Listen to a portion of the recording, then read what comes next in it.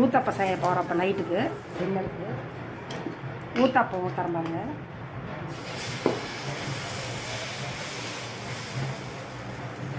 ஊத்தாப்பம் மாவு ஊற்றிட்டு கொஞ்சமாக வெங்காயம் கொஞ்சம் தடவிக்கணும். கொஞ்சம் நிறையா வெங்காயம் போட்டுக்கோங்க.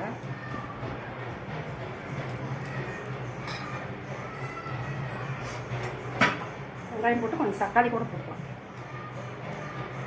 கேரட்டும் போடலாம், தக்காளி மட்டும் போடலாம்.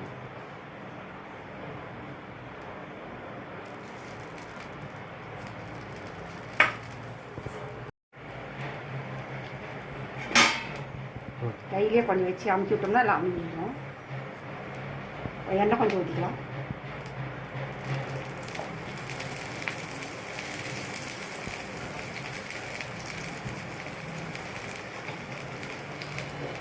கொஞ்சம் வேகட்டும். வெந்தோடனே திருப்பி போட்டுக்கலாம். வெந்துருச்சு, திருப்பி போட்டுக்கலாம். திருப்பி போட்டு கொஞ்சம் எண்ணெய் ஊற்றிக்கலாம்.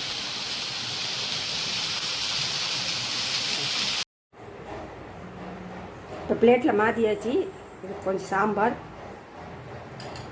கொஞ்சம் புதினா சட்னி கொஞ்சம் ஊத்தாப்பம் ரெடி.